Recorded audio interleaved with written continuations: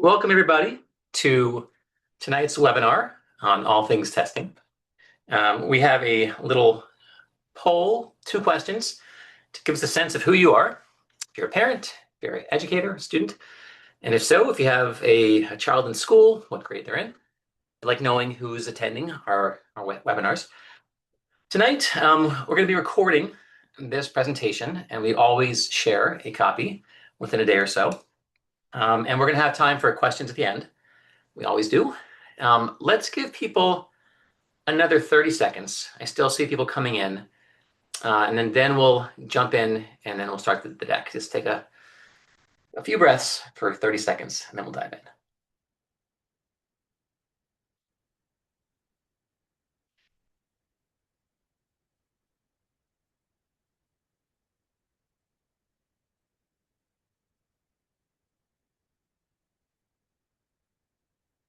There's always like a natural plateau, then we'll jump in. We have over 100 signed up, but I'm just kind of seeing where we hit our level.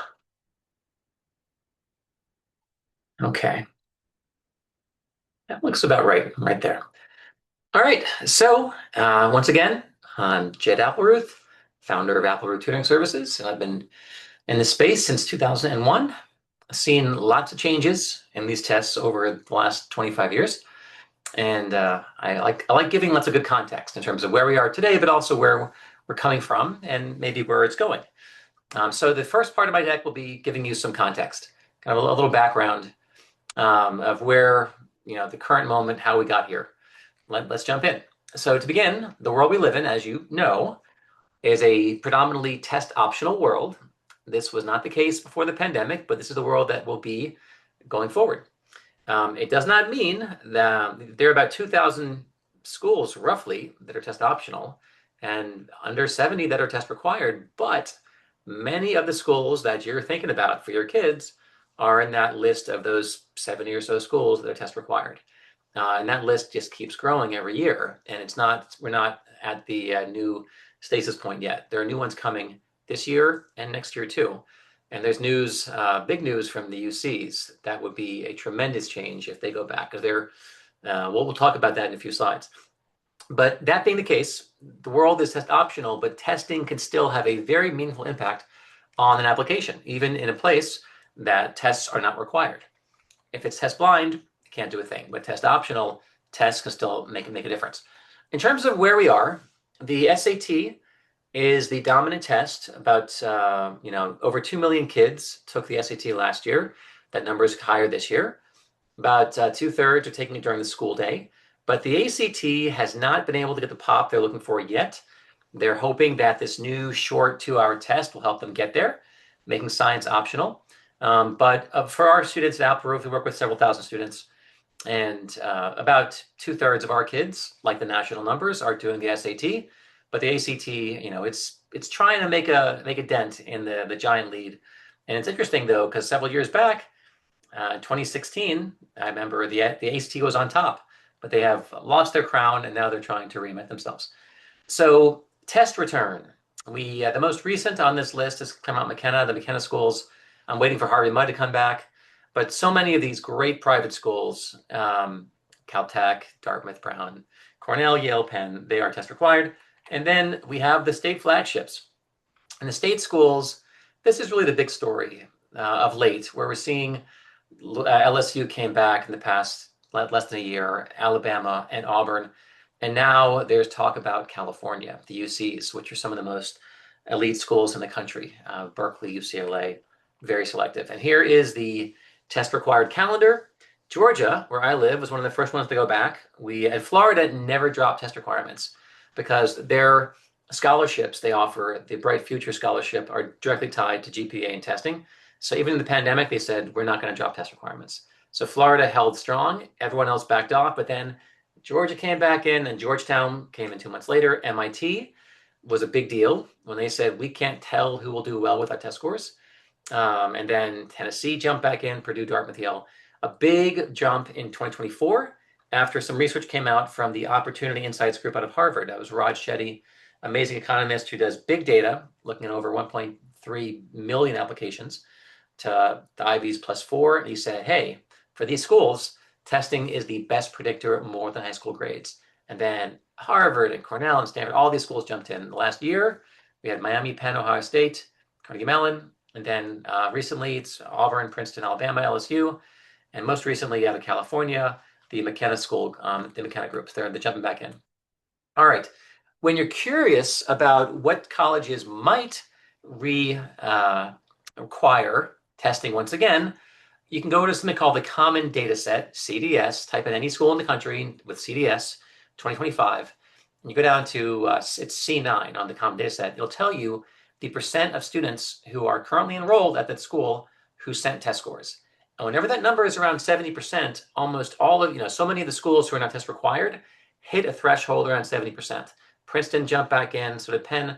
And I'm waiting for Emory and UNC and UVA. They could be next, especially schools that are very selective. Who have a huge pool of applicants, they're much more likely to go back to test requirements. And so that there are more coming. Here, a few of the quotes, MIT, Stuart Schmill, without testing, we can't predict who will do well. Then Brown, Yale, Dartmouth, that test scores trump grades. That high school grades keep on going up. There's a lot of grade inflation, and test scores actually have been going down on average. So grade inflation up, test deflation. So we're seeing a decoupling of what kids appear to know with high school grades and what they know on these standardized tests, which is what we're seeing some of the problems over at University of California, where kids have A's in high school, but they can't do basic algebra. And they go into UC Berkeley and they're struggling with basic calculus after getting A's in their calc classes. So there's some problems here with grade inflation and actually what kids actually know.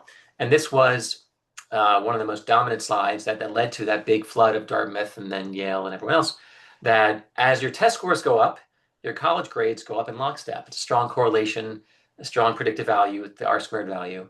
However, high school grades are a relatively weak predictor. The kids with the 4.0s, they're getting 3.54 GPA in college.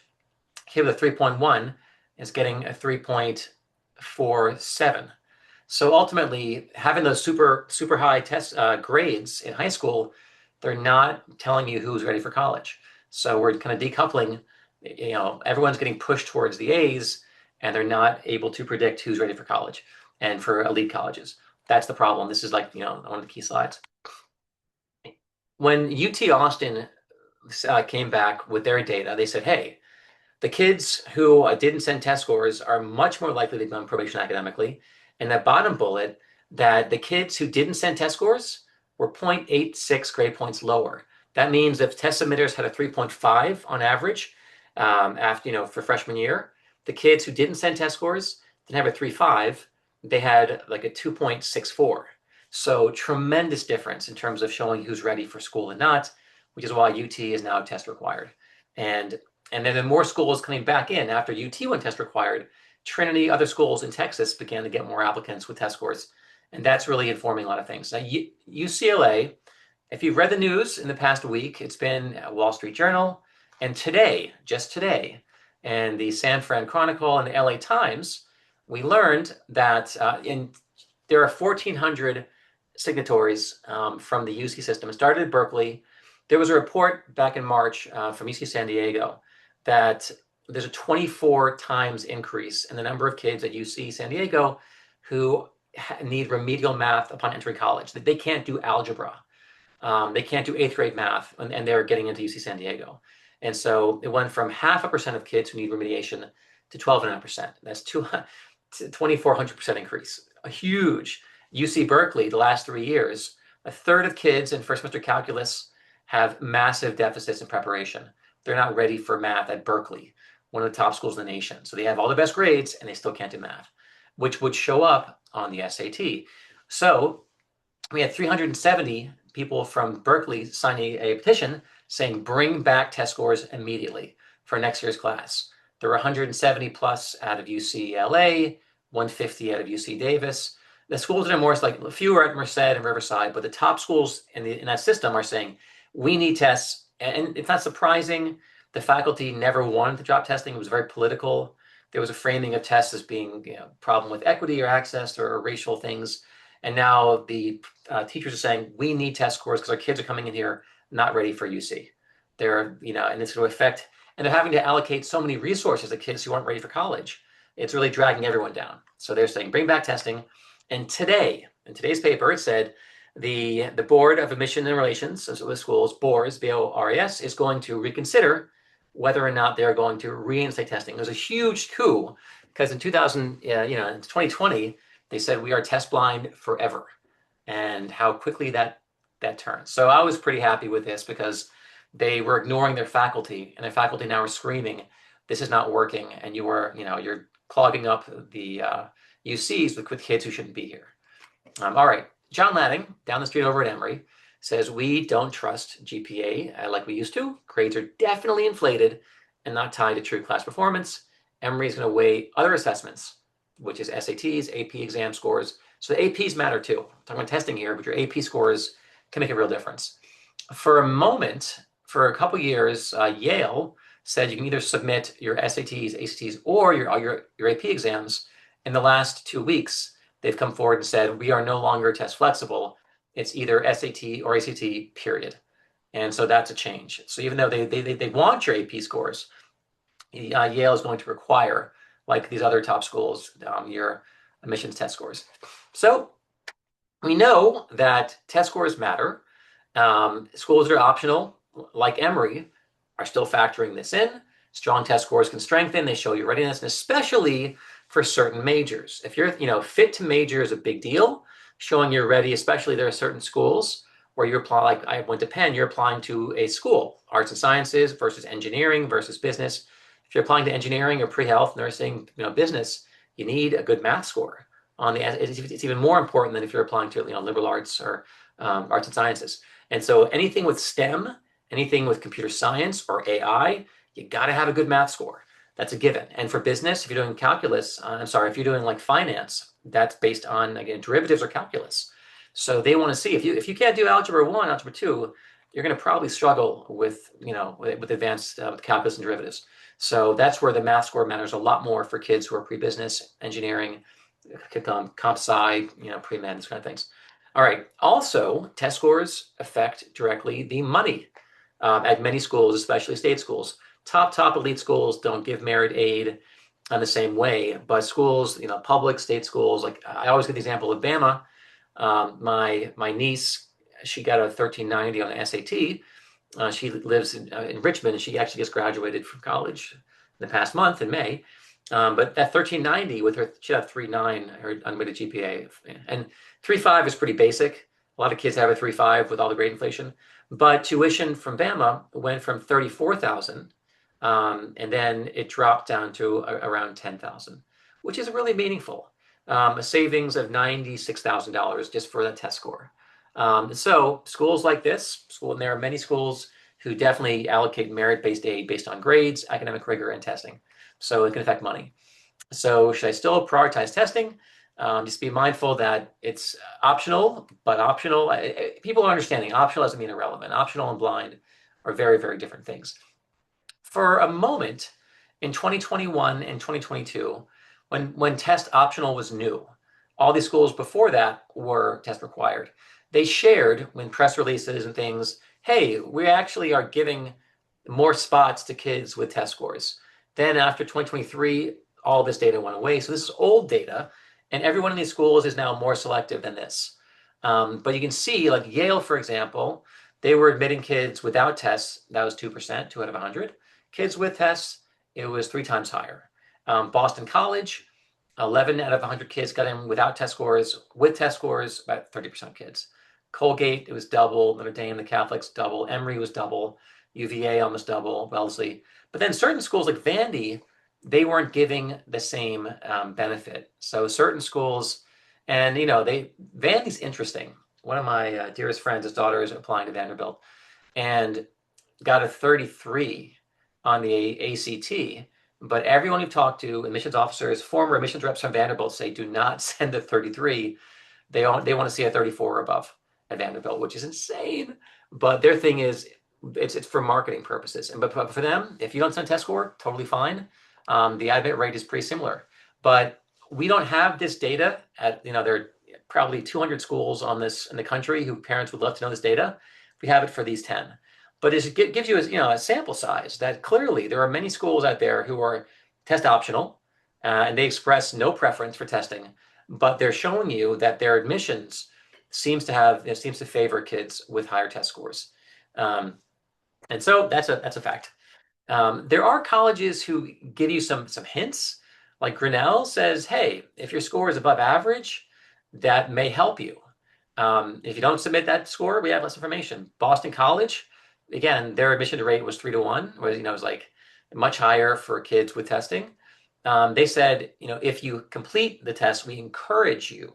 So if you see the word may help you, we encourage you, we recommend it, all those words, help, encourage, recommend, that's a signal to you that they want to see a test score in most cases. And the admissions rate may be very different with or without test scores for these kind of schools. And there aren't that many of them, but some of them are out there very clear. Tufts is interesting, where Tufts, I believe their middle 50 percentile for the SAT is like a 1450 to a 1540. And their true middle, it's like actually even higher than that. It's like 1470, 1540. So their midpoint is around 1500 in terms of who actually applies and who's enrolled at Tufts. But they say we encourage a 1300. So even though it's 170 points below their middle 50 percentile, Tufts is saying, forget all that, please send your test score. Because again, they'd rather know you got a 1330 than wonder that you get a 1050. Because their institutional research, they probably ran their data, they ran their regression, they found, hey, kids who have a 1300 or above tend to be ready for their work here at Tufts. And those below that tend to do poorly. And so even though, so they don't, they're getting their average maybe a 1500, but their internal data is showing that at 1300, that's strong enough to do well at Tufts. So interesting stuff here in terms of who they're enrolling and what their data is showing.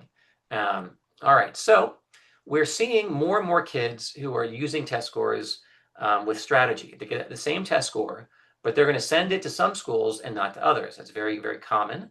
But now, for the first time since the pandemic, there are more kids who are sending test scores than who are not. And that number is only going to increase. You can see here that the number of non-reporters is dropping, and the number of reporters, and this is the Common App data, it's taken off. So that's a big deal. And every time we add another school, like when UT goes test required, boom, then more kids apply. And then so the kids are prepping hard for UT. They get a test score in which they also then send to A&M, and they also send to Trinity College, and they might also send to Rice.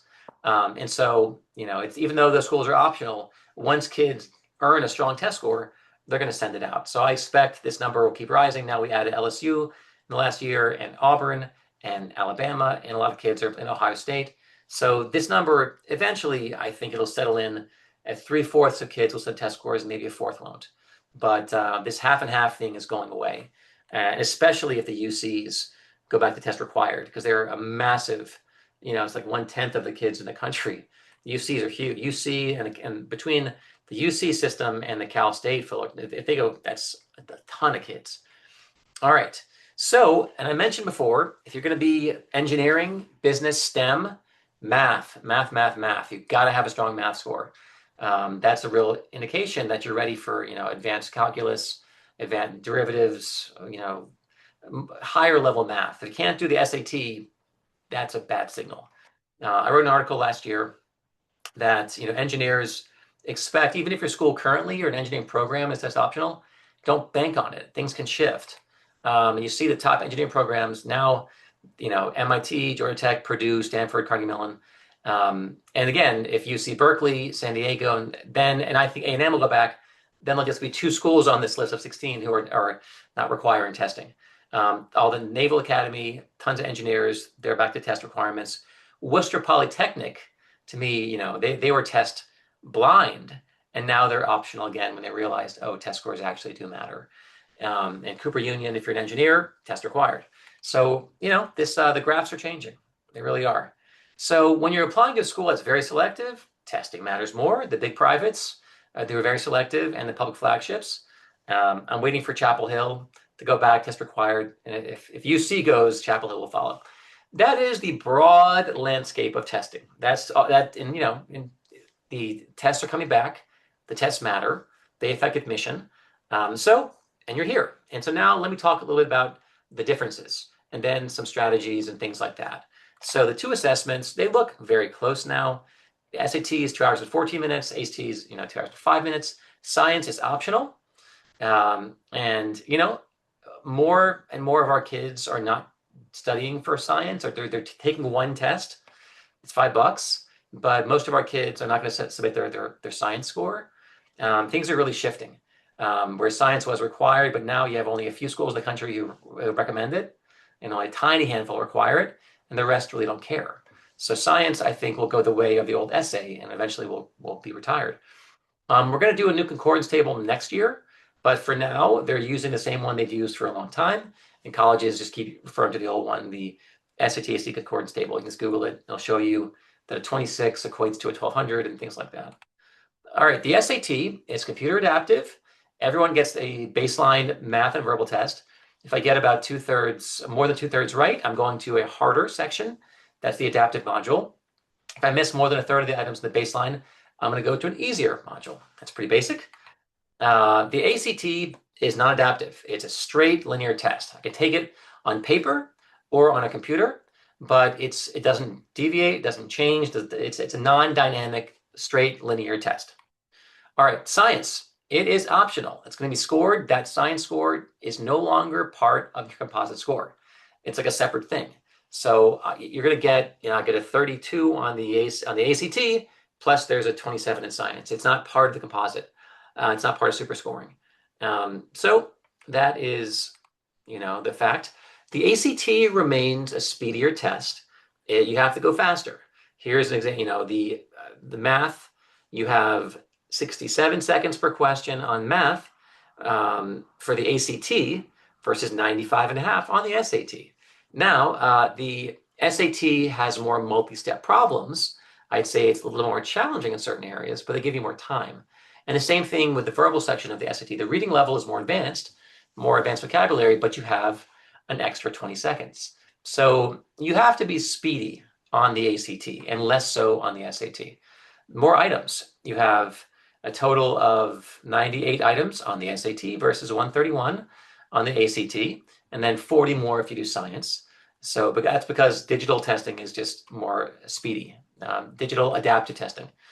With the adaptive, you can eliminate items that are irrelevant for a student. If I'm going to the hard module, then I'm not going to get all the easy questions. And if I'm going to the easy module, I'm not going to get all the really hard questions. So it's more efficient that way.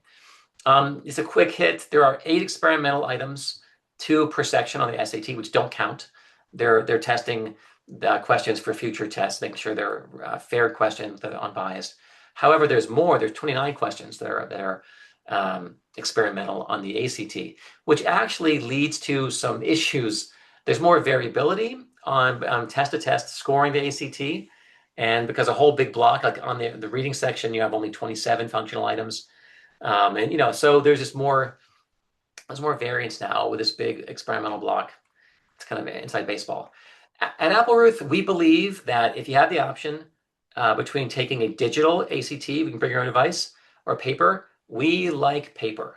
Longer form sections, it's easier to actually measure and do things on the science section. We see no reason for anyone to take the digital ACT unless it's given to you by your school and you have to. Otherwise, if given the choice, choose paper until they force you to, or they price them in a very different way. Right now, the pricing is the same. You bring your own device, finally, that's good. We don't love, though, the format of the ACT. The test nav is their operating system. It's a little, the application, it's the interface, it's a little clunky. Your highlights, and you're going to have 10 questions with this passage. So you highlight some stuff and you move forward to the next question and your highlights go away, which is dumb, bad design. Also, you're gonna have to find, like, they'll have questions. One main point of the highlighted paragraph, you have to search and find it up and down with a scroll bar, which is really silly. They should pop you right there with a question.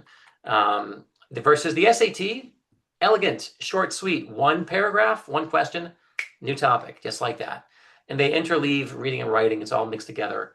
That's one difference, where you have a standalone section for reading on the ACT, a standalone for writing and for math. So verbal is 2/3 of the ACT versus it's half of the SAT. That's one thing. where math actually counts more on the SAT. It's half of your grade versus a third. And they, of the two sections, when they, the reading and writing, they're preferring reading, and so writing kind of got smushed. They put them together, but writing is now a much smaller part of the section, so there's less grammar and more reading skills. They both have this thing, the Desmos calculator, which is good. The ACT does limit a few things that are allowed on the SAT, but Desmos is a good calculator, and kids have to learn how to use it. It's very helpful, very powerful. Just to give you a sense of timing and speed, they did the new ACT is going to be the one in orange. It's some of their research. More kids are finishing, but still, look how many don't finish. It's like English, most kids finish, 80%. Math, it's about 60% of kids who finish, they feel that they're not rushed, they have enough time, self-reported. But reading and science, they gave kids more time per question, and that is having an effect. So more kids are feeling less rushed than they did 2 years ago, which is a good thing, but still it's speedy. So know that, it's a speedier test. All right, now science, it's not really science. You have 40 items, and maybe 10 of them require a little bit of outside knowledge, but it's not like an AP Chem or Bio, which is why schools like Georgia Tech don't even look at it. They don't consider science. It's not a science test. It's mostly reading and can I do graphs and things like that. Here's an example of one of the reasons why colleges really don't care about science. Look down as an example at the 4-year college enrolled, bottom left, the composite. If you look at the blue, that's English, math, and reading. That's the average score for all the kids enrolled in 4-year colleges, versus the orange, English, math, reading, and science.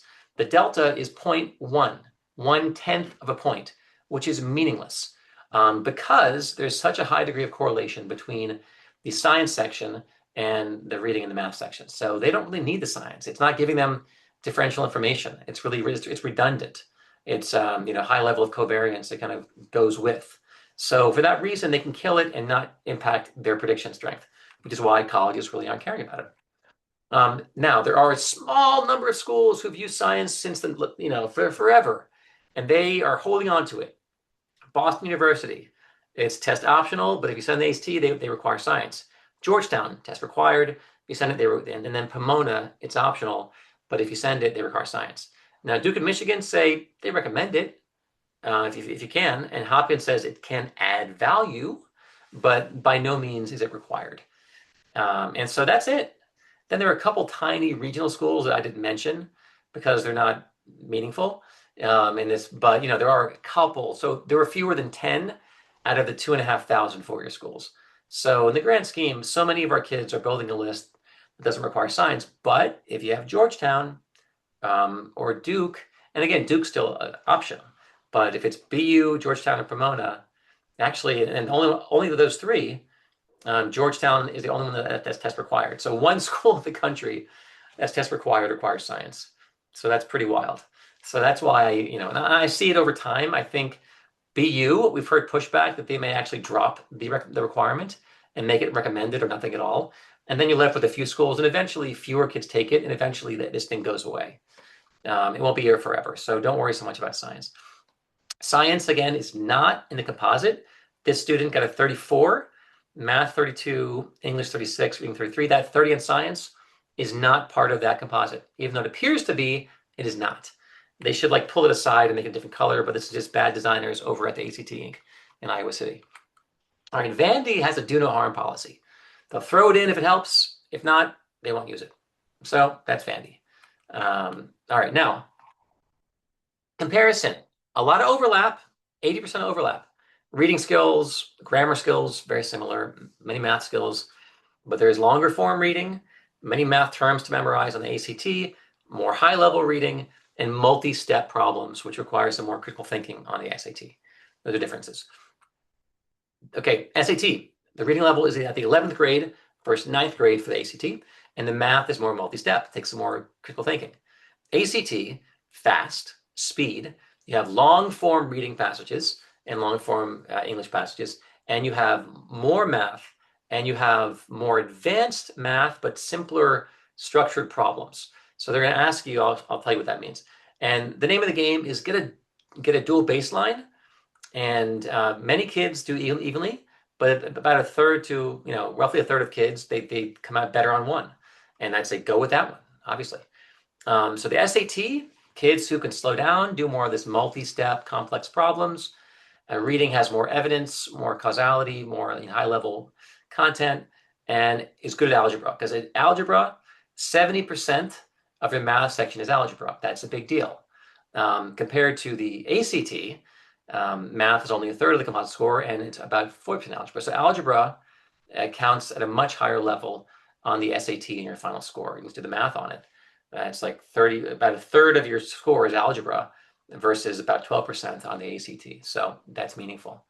Now, the ACT, kids who can move quick, kids who are speedier, kids who have a combination. And not as robust with the advanced problem solving, but they have good memory. They have a big scope of math concepts they've seen.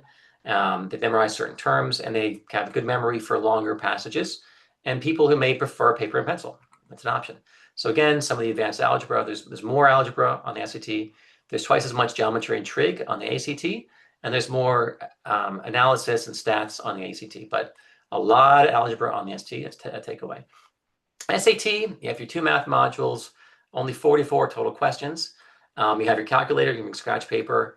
Now this is interesting. So the first, on the far left, is module 1, which is a smattering of a couple hard ones, a couple easy ones. Mostly it's mid-level. If I miss more than a third, I'm going to module 2 in the green one, and then I'm skewing easy. I'm skewing towards level 1, level 2 questions, only a couple hard ones. If, however, if I get more than 2/3 right, I'm going to the hard module, and they really skimp on level 1s and 2s. It can be a lot more 3s and 4s. And you have to make sure your timing adjusts accordingly, because think about that. If I'm in module 1 and I go to the hard module, I have far fewer easy questions. So I have to actually focus more and make sure you really get in the zone for that adaptive module. Okay. Now, in terms of scoring, there's an interesting thing, which is counterintuitive, that the weighting on the SAT, for over 90 years, every item counted the same in terms of the way it affected the raw score to scale score. The hardest question counted the exact same as the easy question. That is no longer the case. With adaptive testing and something called item response theory, every item has a differential weight. But what's weird about that is if you make a careless error, it's going to really cost you. So as an example of this, we played around for hundreds of tests on the Blue Book app, which is free, and everyone can play with it with their 8 practice tests. If you miss number 25 in module 2, that's the advanced module on reading and writing, you get a 780. So that 1 point, that cost you 20 points. However, if I only miss number 23 in module 2, a much easier question, my score drops from 800 to a 750. So that easy question, the College Board test writers, they have data and evidence, and if kids miss this, there are many easy concepts behind that they're going to miss. So because it's a foundational question, it's a basic question. If you don't get that one right, your score drops more. So versus a really high-level hard question, your score drops less. So that's a bit counterintuitive, but it's the most important thing.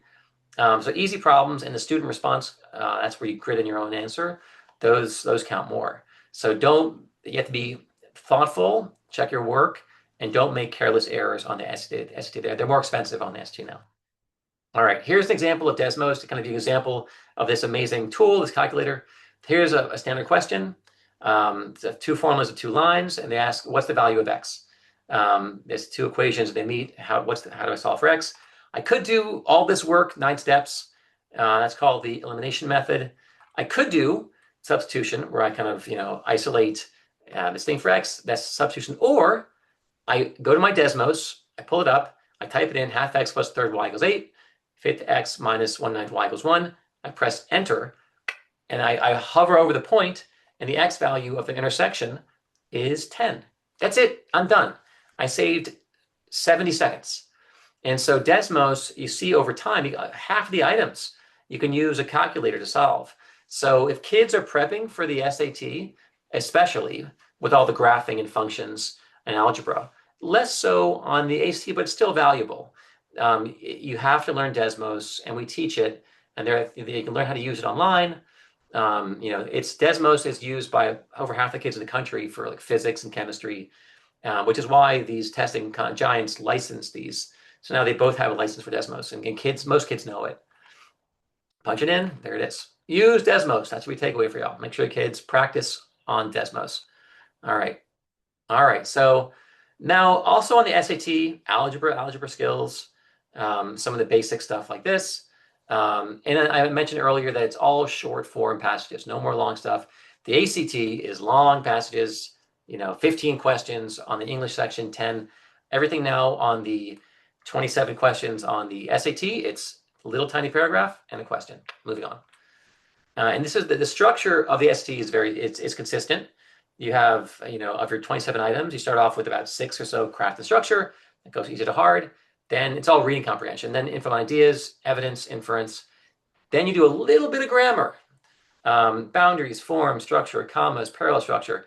And then finally, they go to this expression of ideas, transitions. But again, the grammar has gotten shorter and the reading comp is still very robust on the SAT. And that's the structure. It kind of goes in a wave of easy to hard, each one of these sections. Here's an example. They give you a little passage. First thing you do, you read the question. Number 2, you read the passage. Number 3, you go to the answer choices. Boom, boom, boom. And then again, just giving an example, it's a couple questions.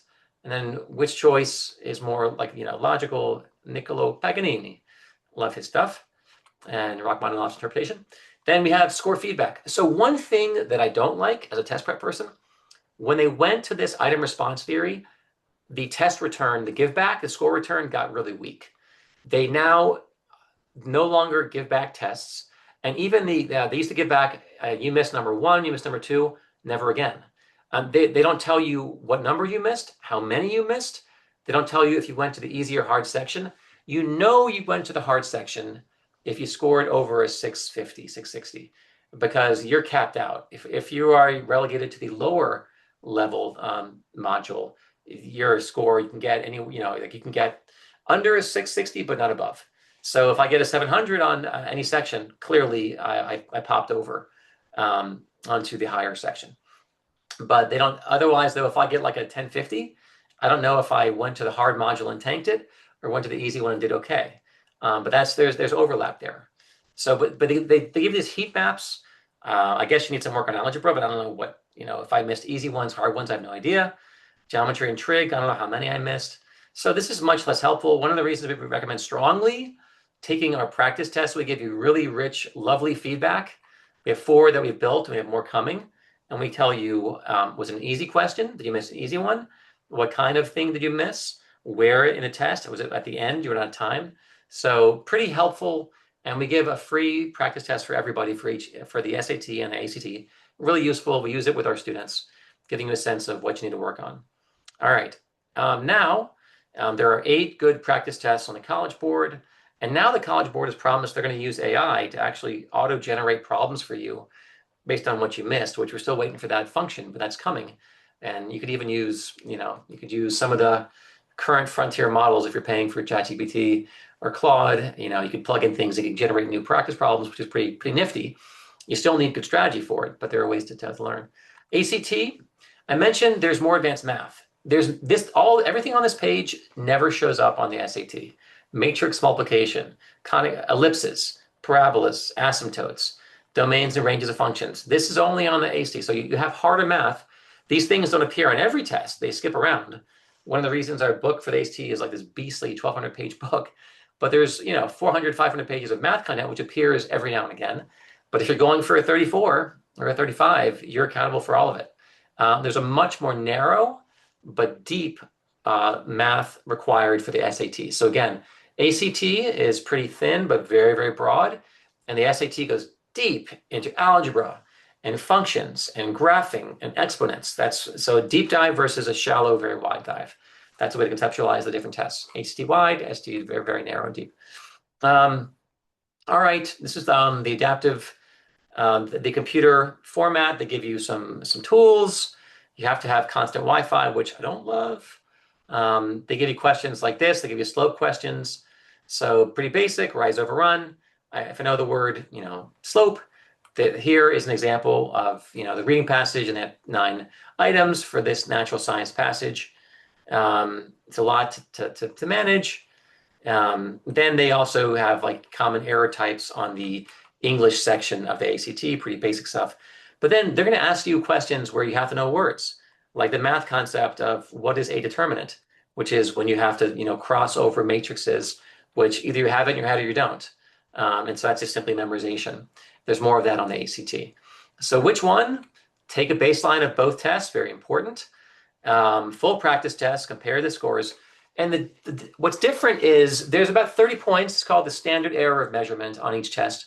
There's slightly more error on the shorter ACT because there are fewer items. Whenever you go from there were almost 200 items and now there are 130. So whenever you cut the number of items, you're going to get a little bit more error, the nature of any standardized test.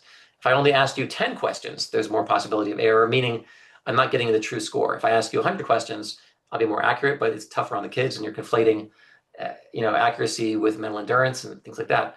So, but within 30 points of error on both tests, the total band of error is 60 points. So beyond that, you're beyond the margin of error.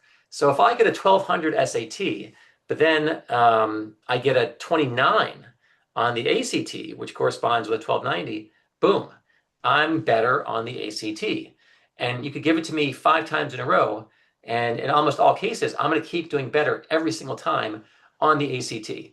If, however, I can within that, if I'm 30 points, 40 points away, that difference is meaningless. That could be a careless error, one question got guessed right or wrong. Those could flip. But over 70 points, go with the stronger one every time. If you're in the margin of indifference, ask the kid, which one did you like? Which one felt better? And then go from there. And focus on one test at a time. Don't prep for both. That makes no sense. We're getting kids in every school in the nation with one test score. All the Harvards and Stanfords and Yales, one test score only. You don't need an ST and an ACT. That isn't a thing. And more isn't better for these colleges. All they care about is you check the box for testing. Next, moving on. Ideally, in your testing pack, you have 3 tests planned. Many of our kids are 1 and done. Many are 2 and done. But our research on over 20,000 students is if kids who take it 3 times tend to get incremental improvements up the 3rd test. And also now there's super scoring, where they'll take my best math, my best verbal, combine them from different test dates.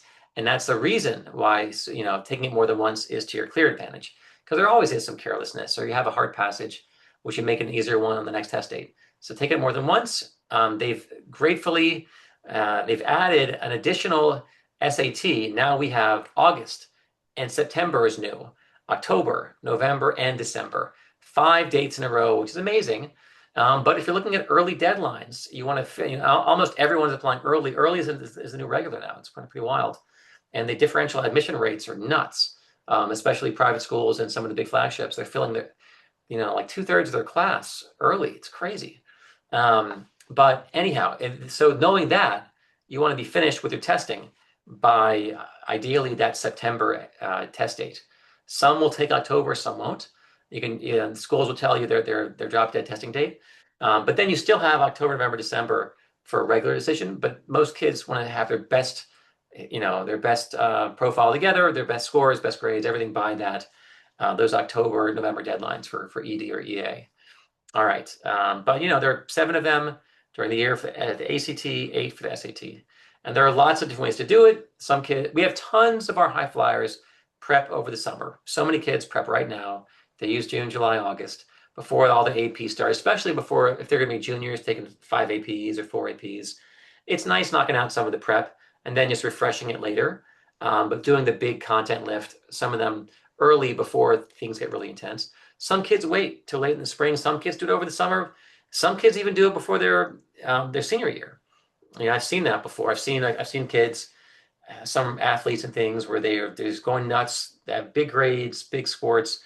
Then they go and bang out a June, a July, and September ACT. That's it. They're done. But you got to make sure you're doing your apps too, and you're ready to send in your applications for those October deadlines and so forth. All right. Things that help. This was my graduate school research. I published a few articles on this. Practice tests. They work. Distributing practice, cramming it in a week or 2, not nearly as good as spreading out over 10 weeks, 8-10 weeks.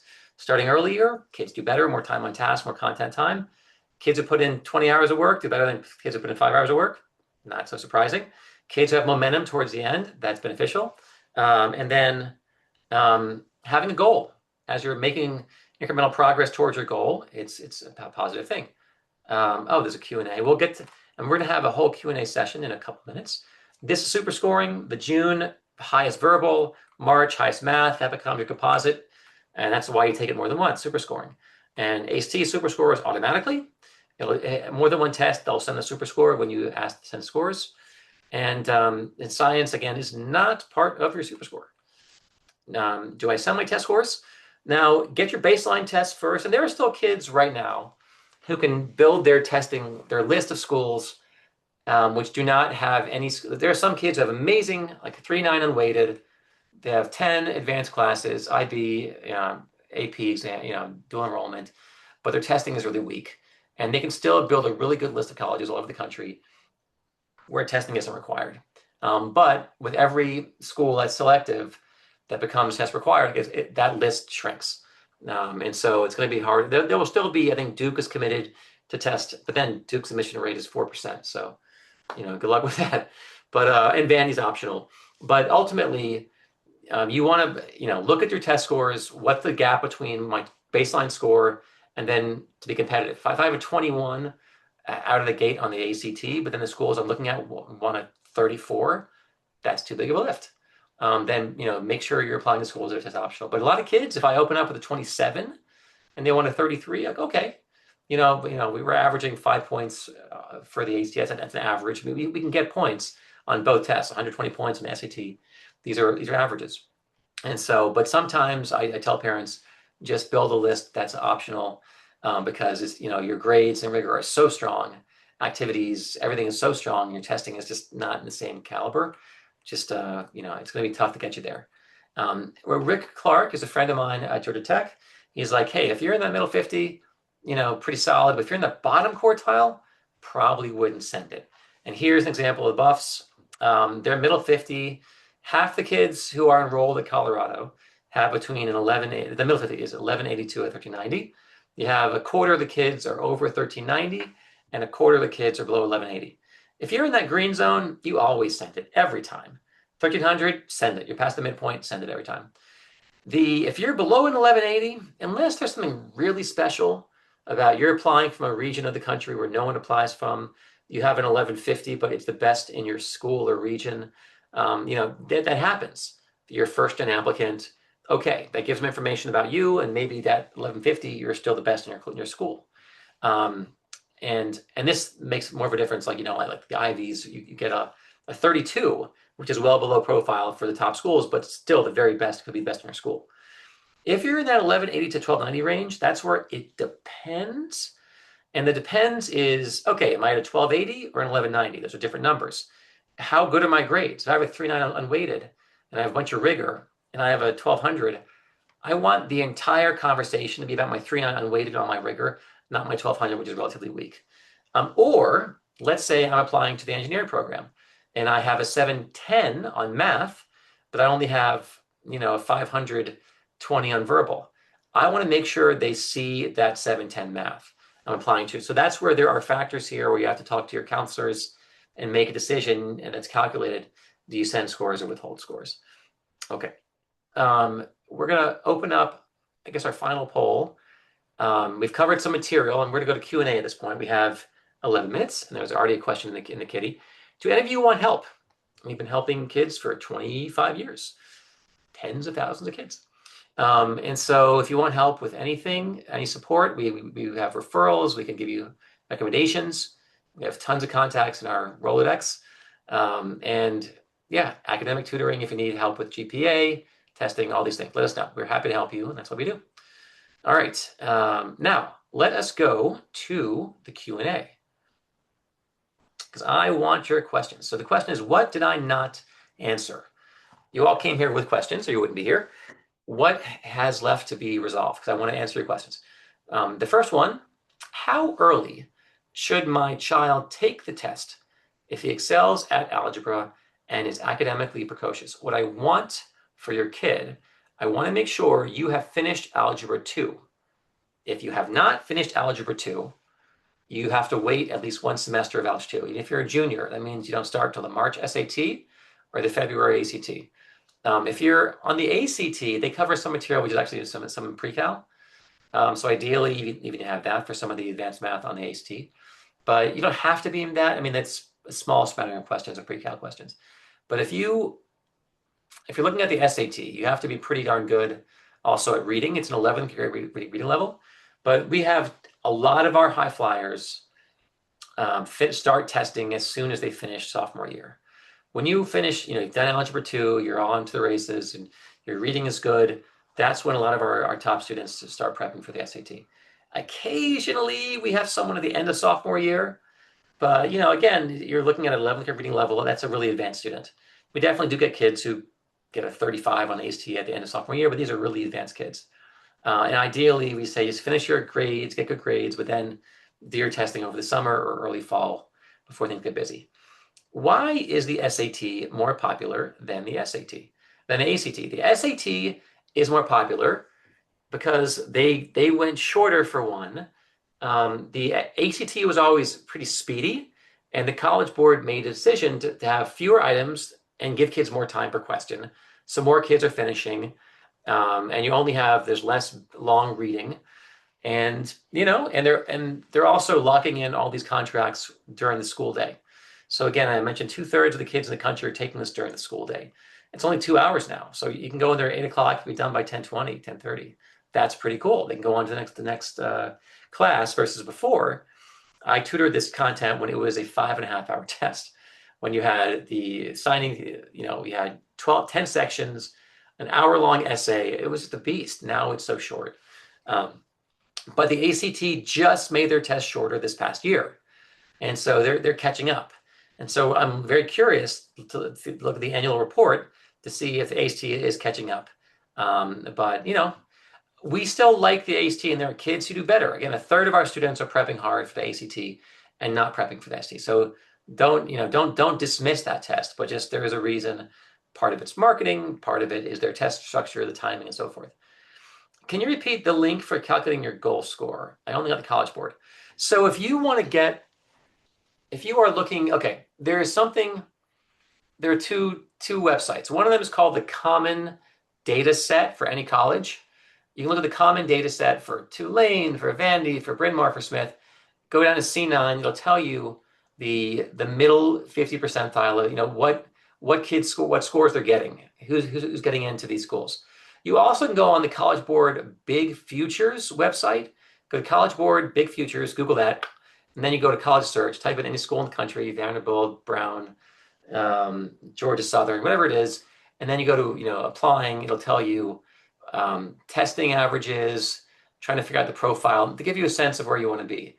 Yeah, that middle 50 percentile, that number should really inform your preparation, whether you're in the zone for having a test that'll be on profile. If you're going to be really under profile, then you probably shouldn't send your test score unless you're looking at a school that's required. But yeah, a lot of these flagship state schools are now going test required, and those are often the best deals. I have people like, I want to stay in the Southeast, but more and more of these schools, all in Tennessee and the Florida and the Alabamas and the Georgias, and I'm waiting on the Carolinas. It seems like so many of these big states are going back to test required for the flagships, which are very desirable. All right. So again, College Board Big Futures will give you that middle 50 percentile. Or you could even, you could use AI. You can Google it on Claude. Google it on Claude. Wow, that's a wrong way to talk. You could go on Claude and type it in Anthropic, and go on ChatGPT, OpenAI. The paid versions are always better than the free versions. And you can pull it up that way. You can Google it. But if you're looking for the middle 50 percentile for applicants. Okay, more questions. What do you got? What did I not yet answer? Anything you want to know about testing, admissions? I want to make sure I'm optimally useful to y'all.